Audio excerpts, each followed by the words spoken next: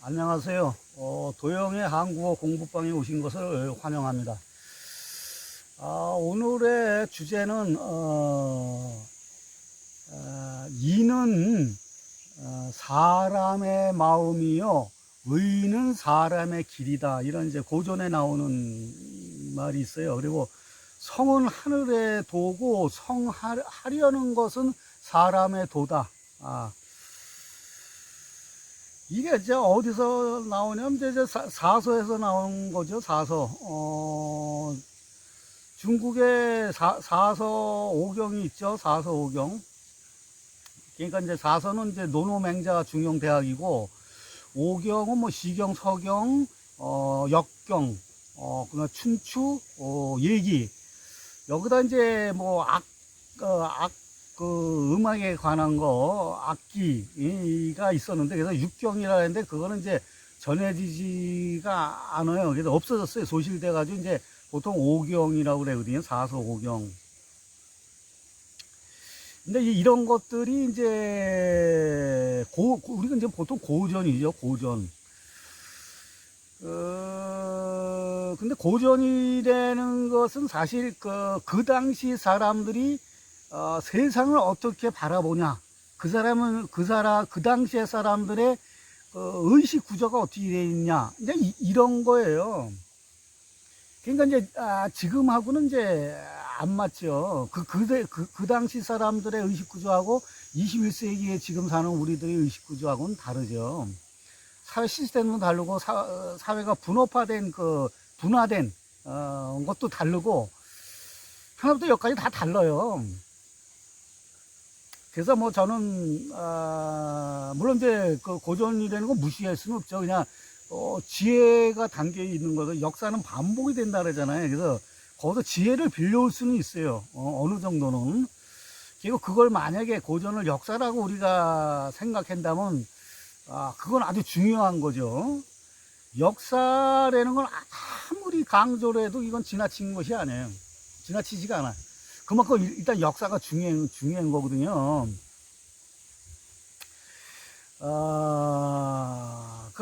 그 이제 역사에 관한 건 이제 계속 이제 제가 말씀드릴 거지만은, 그리고 또 중국에는 뭐 사서오경뿐만 아니라 뭐 이제 주의 같은 경우는 뭐 13경을 이제 주석을 달았다고도 그러고, 중국의 고전은 많죠. 뭐 유명한 거는 뭐 사마천의 사기서부터 뭐 자치통감, 노자, 뭐 도덕경, 장자, 무지 많죠. 뭐 그렇다고 우리나라는 없나? 그리고 또 이제 중국에는 25사라는 게 있어요. 25사. 그러니까 25사가 뭐냐면 야사가 아니라 정사, 국가에서 편찬한 정사거든요. 그래서 뭐 각 왕조마다 역사가 다 있어요. 뭐 당나라면 당사가 있고, 송나라면 송사가 있고, 명나라면 명사가 있고, 그런 식으로 이게 이 25개의 왕조의 역사가 있는 거예요. 방대한 분량이지. 25사니까 아주 방대한 분량이죠. 그러면 이제 우리나라는 없냐? 우리나라도 그거 못지않은 게 많죠. 얼마나 많은데요. 예를 들어 뭐 조선왕조실록이라는 게 있잖아요. 유네스코에 등재된, 여러분들이 잘 아시잖아요. 그 조선왕조실록의 분량이 그 중국 그 25사, 어마어마한 분량이 25사보다도 분량이 더 많대요. 조선왕조실록이. 그리고 또 승정원일기라는 게 있거든요. 승정원일기. 그거는 이제 조선 왕조의 그 행정 업무를 기록한 거예요. 그게 인조, 그래서 1600년대에서부터 1910년까지를 쫙 기록한 건데, 그게 그 분량이 어마어마해가지고, 이거 뭐 조선 왕조 실록은 게임도 안 된다는 거예요. 몇 배가 되는 거예요, 분량 자체가. 그러니까 중국의 25사는 게임도 안 되는 거지. 그거는 이름도 못 붙여요. 승정원 일기에 비하면은. 근데 그거보다 더 어마어마한 기록이 있어. 일성록이라는 게 있어요. 일성록. 이건 영조 1700년도 영조서부터 1700년대 영조서부터 이제 1910년까지의 기록이에요. 그 왕의 그 일기, 왕의 일기라고 그래, 보통 왕의 일기, 일성록. 이거는 승정원 일기보다 분량이 더 많다는 거예요. 야, 이게 우리 조선왕조가, 이게 어마무시한 거예요. 어마무시해. 우리는 그동안에 신민지 사관에 길들여와가지고 조선왕조가 뭐 이씨왕조라 해서 폄하하고서 뭐 매일 붕당 정치에서 매일 뭐 노론소론 뭐 남의 북이 갈라져가지고 매 쌈박질이나 하고, 우리 저도 그렇게 배웠어요. 그건 이제 일본 놈들이 그렇게 한 거거든요. 사실 우리나라는 이제 삼국사기가 있고 고려사가 있는데 조선사가 없어요. 조선사가. 이 정사를 집필을 하려면 그 다음 왕조가 하는 거예요. 다음 왕조가 그걸 집필을 하는데, 집필을 하기 위해서는 그 어마어마한 재력과 국가적인 모든 역량이 집약이 돼가지고 해야 되는데, 우리나라는 조선이 넘어간 다음에 그거를 집필할 능력이 없었어요. 바로 이제 대한제국이 이어받았지만 대한제국이 뭐 몇 년 있다가 망했잖아요. 그런 다음에 바로 이제 일제강점기로 들어가가지고 우리가 식민지화 됐고, 그 다음에 해방이 된 다음에, 바로 어떻게 됐든지 전쟁이 일어났죠. 그런 다음에 다시 또 쿠데타가 일어나가지고 독재 정권이 계속 이어졌죠. 그 다음에 또 뭐 조금 일어서려니까 또 뭐 IMF, 글로벌 리스트들에 의해서 우리나라가 거꾸로 졌죠. 그러니까 그 조선사를 집필할 능력이 안 된 거예요, 그동안은. 그러니까 어떻게 되겠어요? 일본에서 간행을 한 거야, 일본. 일제시대 때. 일본에서 조선사를 만든 거야. 우리는 못 만들었는데. 그 웃기는 놈이지, 왜 다른 나라 역사를 지네들이 만들어. 물론 만들 수는 있죠. 근데 제대로 만들어야 되는데 완전히 이거 왜곡해서 만드는 거예요. 걔네들은 집필 방향이에요. 집필 방향. 조선사를 만들었을 때의 집필 방향이 있어요. 물론 천황의 지시라고 그랬는데 뭐 제가 봤을 때 천황의 지시 같지는 않고, 천황은 정치에 관여를 안 하잖아요. 일본은 제국주의자들 2차 대전 전범들이 다 한 거지. 세 가지 보통 두 가지라고도 얘기를 했는데, 제 생각에는 첫 번째가 뭐냐면, 이게 이제 조선민족, 이건 반도 국가라 하지. 우리를 반도 국가라 그랬는데, 분열을 하라는데 뭉치지 못한다. 얘가 분열만 하는 민족이다, 얘가. 빨간 거짓말이지만, 또 두 번째 얘네들의 전제로 한 게 뭐냐면, 4대, 얘네들은 조선민족은 정체성이 없다, 얘가 정체성. 주체적인 삶을 살지를 못했고, 계속 중국에 기대서 살았다, 얘가. 4대를 했다, 얘가. 걔네들 숭상하고 조공 바치고, 중국에서 시키는 대로 하고, 해라는 대로 하고, 그것도 거짓말이에요. 요즘 최근에 다 밝혀졌어요. 세 번째는 또 뭐야? 지정학적으로 우리나라가 그렇게 안 좋아가지고 매일 침략만 받고, 매일 그랬대잖아요. 이것이 저도 그렇게 교육을 받아왔었어요. 근데 요즘 다 밝혀지잖아. 새빨간 구라라는 게 밝혀지잖아요. 이게 다 거짓말이야. 그래서 우리 때, 지금도 그래. 매일 이제 이시조선에는 봉건적인 잔재가 아직도 나타났다, 이게, 아직도 있고, 봉건 국가, 봉건주의, 봉건주의는 의식, 매일 봉건, 그러지. 그게 얼마나 무식한 소리인지 알아요? 그 봉건제도라는 걸 몰라서 그래, 봉건제도라는. 우리나라는 역대로, 고대로 조선 왕조까지 봉건제도가 한 번도 있은 적이 없어요. 근데 일본 놈들이 그렇게 만든 거야. 그러니까 우리는 항상 봉건 잔재가 있다고 매 그러잖아요. 그러면서 자라왔어요, 저도. 우리나라는 봉건의 봉자도 존재하지도 않았던 국가였었어요. 봉건 제도라는 거는 뭐냐면은 각 지방마다 영주가 있는가, 국가 형태가 아니라 다 영주가 있어가지고 그게 영주 그 자체가 다 삼권이 다 분리되어 있어. 입법, 행정, 사법부, 외교, 국방 뭐 이런 것이 다 자치적으로 다 돼 있는 거예요. 이게 어디 뭐 간섭을 받거나 그런 게 아니에요. 이게. 근데 우리나라는 그런 게 있어요. 하나의 중앙 집권제도였었지요. 모든 왕조가 삼국시대부터 고려시대, 조선시대까지 다 하나의 단일 왕조, 중앙 집권체제라고 그러는 거예요. 중앙 집권체제. 우리나라 조선 왕조는 중앙 집권체제인 관료사회였어요. 관료사회. 왕이 마음대로 할 수 있는 사회가 아니었어요. 왕조 국가면서도 물론 가장 힘이 세긴 셌지만은 행정 업무라든지 모든 거는 왕이 함부로 이렇게 마음대로 막 휘두르거나 독재를 하거나 이렇게 못했어요. 그런데 관료사회라 그러는 거예요. 그게 이제 중앙 집권적이, 중앙에 이제 정치제도라든지 권력이 힘이라든지 이것이 중앙에 집중이 돼 있다. 그래서 중앙 집권적인 관료사회다. 저는 그렇게 생각을 해요. 봉건사회가 아니야. 봉건사회는 지구상에 세 군데밖에 없어요. 응? 중세시대의 이제 유럽 국가. 거기는 이제 영주라 그래가지고 농노제도가 있었잖아요. 그래서 영주가 전부 다 자기가 독립적인 국가는 아니지만, 뭐 국가나 마찬가지로 독립적으로 다 그렇게 생활했어요. 그런 것이 봉건사회였었거든요, 중세가. 일본의 막부, 다이묘가 있었던 영주시대, 그건 다 지방이 다이묘들이 있었잖아요, 영주들이. 걔네들이 모든 실권을 갖고 있었잖아요. 그것이 나중에 이제 통일되면서 뭐 쇼군, 뭐 천황제도에서 쇼군 뭐 이렇게 나오고 그러지만은,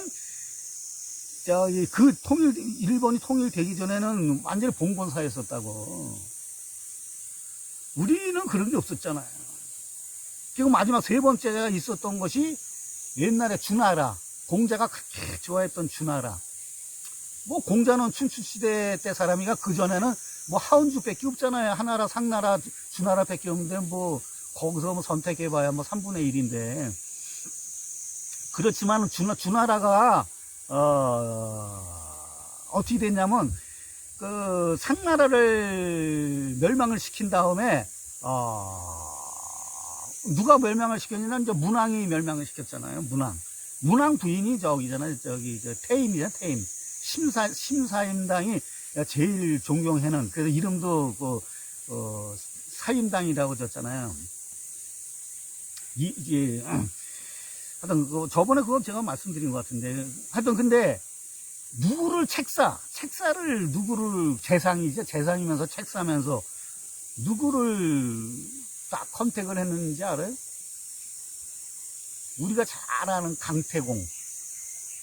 강태공이라는 이름 들어봤잖아요. 70년 동안 고돈 낚시 한 사람. 그래서 기다린 거지. 이 사람은 때를 기다린 거지. 누군가 자기를 불러준다. 70년 동안을 낚시질을 하면서 기다린 거예요. 강가에서. 낚시했는데, 낚시 바늘이 고돈 바늘이야. 낚시가 이렇게 구부러져야지 고기가 걸리는데, 이게 낚시 바늘이 그냥 일자로 그냥 고다, 그냥. 그러니까 뭐 고기가 걸리겠어요? 그냥 강태공이 이게 낚시질을 한 게 아니라, 세상 이치를 생각을 하고, 뭐, 명상이면 명상, 뭐, 또 도를 닦으면 도를 닦은 거지만은, 그러면서 기다린 거지, 이 사람. 때를 기다린 거지. 70년 만에 딱, 문왕이 자기를 부른 거 아니에요. 그래서 문왕을 도와가지고 상나라를 멸망시키고 주나라를 세웠잖아요. 그 문왕의 아들인, 무왕. 그 다음에 그 큰아들, 작은 아들은 이제 주공이요, 주공. 주공이 왜 이렇게 추앙을 받냐면, 무왕이 나라를 세운 다음에 이제 주나라를 세운 다음에 이제 죽거든요. 자기 아들. 그러니까 이제 주공에 빚졌을 때는 자기 이제 조카가 아주 어렸었거든. 걔가 무왕 부탁을 해요. 주공한테. 자기 동생이죠. 친동생한테 부탁이야. 어리니까 잘 돌봐줘라. 그리고 나중에 왕권을 물려주라고. 그러면 죽어요. 근데 주공이 그대로 했어요. 옛날에 이제 장자 세습이니까 자기가 왕을 할 수 있었는데, 섭정을 한 다음에, 나중에 조카가 이제 성인이 된 다음에 물려줘요. 왕을 물려주고 자기는 물러난다고. 그래서 이제 이거 추앙을 받는 거예요. 어? 근데 이제 그 얘기가 아니라 그 문왕이 그 상나라를 이제 치고서 이제 자기 아들들하고 해서 이제 준하를 세웠는데 그 혁혁한 공을 세운 사람이 이제 강태공이거든요.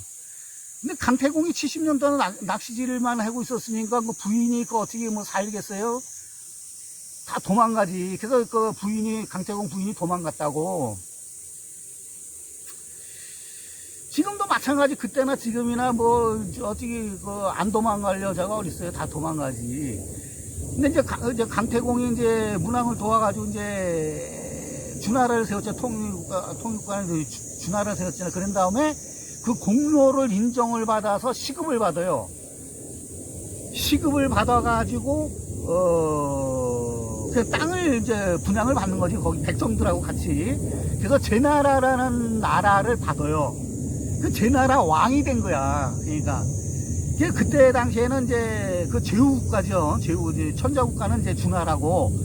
그리고 제후국가 뭐 강태공의 제나라만 있는 게 아니라 그 여러 공신들이 많잖아요. 그 강태공만 공신이 아니라 1등 공신이지만 여러 공신들한테 시급을 각 나라마다 시급을 다 준 거야. 근데 그 나라들이 다 외교나 국방이나 입법이나 뭐 사법 행정 이것이 다 자치적으로 할 수 있어. 간섭을 안 받고. 제후국들 그것이 봉건제도라는 거예요. 봉건제도. 유일하게 이제 주나라가 봉건제도를 했던 거예요. 유일하게. 그 이후에는 없었죠. 나 여기서 이제 우스갯소리는 아니고 이제 전에 내려오는 얘기를 잠깐 제가 뭐 재미난 얘기를 하나 해드리면, 그래서 그 도망간 그 강태공 마누라가 부인이 그 소식을 들은 거야. 아, 제 나라의 왕이 됐다 이가. 강태공 자기 남편이 그 소식을 들으니까 어떻게 해요? 뭐 한 걸음에 달려왔죠. 그래서 강태공한테 아유 제가 잘못했다고 용서해달라고, 나를 좀 받아달라고. 강태공 입장에서는 어떻겠어요? 그래서 이제 신하한테, 물 한 그릇만 떠오라고. 그 물 한 그릇 떠온 걸 딱 놓고서 부인이 보는 데서 발로 툭 차요. 물끝이 엎어지잖아요. 그 물이 다 쏟아졌어. 그 유명한 얘기 아니에요. 이미 엎어진 물. 그래서 부인한테 그래. 이 엎어진 물을 다시 담어라. 당신이 다시 담을 수 있으면 내가 당신을 용서하고 받아들이겠다. 되겠어요? 이게 안 되지. 그러니까 자기 복을 자기가 찬 거죠. 당장 어렵다고 그래가지고, 힘들고 어렵다고 그래가지고, 이게 도망가고, 내치고, 남자가 조강지처를 내치는 경우도 있지만, 여자가 남편 버리고 도망가는 경우도 있고 그런 거예요. 그냥 자기 스스로 자기 복을 걷어찬 거지. 왜 그래? 이제 생각이 짧은 거지. 생각을 안 한 거지. 자기 남편이 무슨 생각을 하고 있는지, 왜 고든 낚시도 강가에 가서 매일 저지랄만 하고 있는지, 그 의미를 모르는 거, 속내를 모르는 거지. 옆에서 매일 보면서도 짜증만 난다고 생각만 하지, 그 깊은 거를 알아야지. 그러니까 뭐 말년이 그렇게 되는 거예요. 말년이. 생각을 안 하면 말년이 고달픈 거예요. 내가 저번에 말씀드렸잖아. 왜 생각을 해? 올바르게 생각하고 왜 실천을 해야 돼? 말년이 행복하려고 그러는 거 아니에요? 말년이. 그러니까 잘 생각해 보세요. 이건 뭐, 그리고 제가 말씀드린 거는, 하여튼 중국이 그렇게 위대한 게 많지만은 우리는 더 위대한 게 더 많아요. 그 조선왕조가 어떻게, 시스템이 어떻게 굴러갔고, 조선의 왕들이 어떻게 공부했고, 행정 조직이 어떻게 됐고, 그리고 붕당을 하고 막 했는데, 걔네들이 왜 이렇게 나눠서 뭐를 가지고 싸웠냐 이거야. 그런 게 요즘 다 밝혀지잖아요. 인문학 강의 좀 들어보세요, 여러분. 요즘 유튜브가 됐고 뭐가 됐고 인문학 강의 들어보세요. 거기 그냥 요즘 뭐 요즘이 아니지 벌써 몇 년 전부터 계속 나오잖아요. 그러면 조선 시대가 다르게 보일 거예요. 일본 놈들이 주장하는 그 신민사관에서 우리가 벗어날 수가 있어요. 아직까지 그 신민사관의 잔재가 남아 있잖아요. 요즘 강단사학계 뉴라이트 계열을 잡고 있잖아요. 그런 것도 마찬가지고. 중국은 기껏해야 왕조가 200년, 300년 밖에 못 갔어요. 아무리 이제 길게 와야 주나라, 아까 얘기한 주나라가 제일 오래됐는데 그게 800년이에요, 800년. 서양들의 서양도 이게 단일 왕조가, 1000년 이상 가, 500년 이상 간 게 없어요. 유일하게 단일 왕조가 한 건 로마 제국이 한 8, 900년, 가고 그 외에는 없어요. 중국은 다 2, 300년이고, 주나라가 800년이고, 우리나라는 어디, 우리나라. 삼국 같은, 삼국은 이제 단일 왕조라고 봐야죠. 신라에서 이제 통일을 해가지고 통일 신라니까. 1000년 가서 1000년. 고려는 500년이에요. 조선도 500년이에요.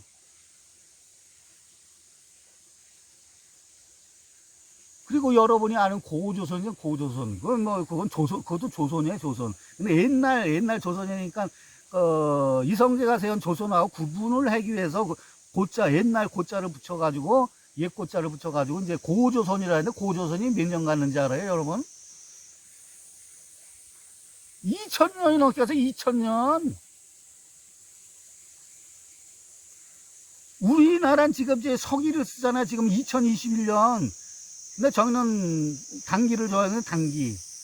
몇 년 전만 해도 이제, 달력에 보면 항상 단기래, 그제 서기. 2021년 진짜 단기도 항상 같이 쓰잖아요. 요즘은 많이 없어지기도 했지만, 그래도 항상 단기가 있다고. 단기가 지금 이제 얼마예요? 4000년이 넘어요, 단기가. 그러니까 지금 21년이잖아요. 2021년 플러스 고조선 건국이 BC 2333년이라고. 거기다 2021년에다가 플러스를 2333년을 하는 거예요. 그게 단기예요. 지금 4000년이 넘어요. 그러니까 BC 서기전 BC 2333년에 건국이 됐으니까 결국 108년에 망했거든요. 그러니까 2000년이 넘는 거예요. 고조선이 단일 왕조로서는. 우리나라 그게 만만한 국가가 아니에요. 어마무시한 국가예요, 우리나라. 응?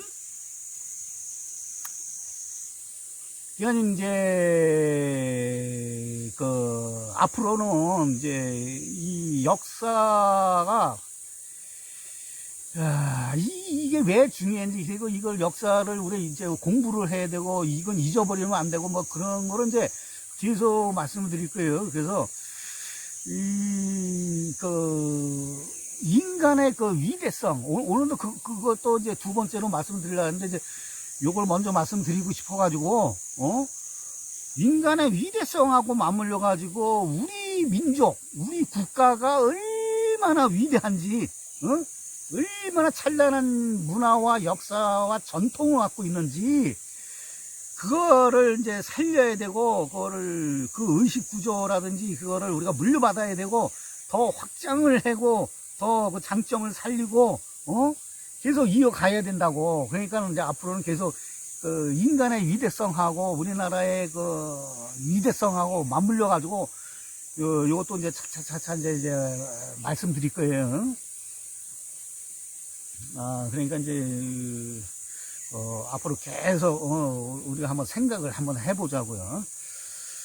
오늘은 이제 이걸로 마치겠습니다. 예, 고맙습니다.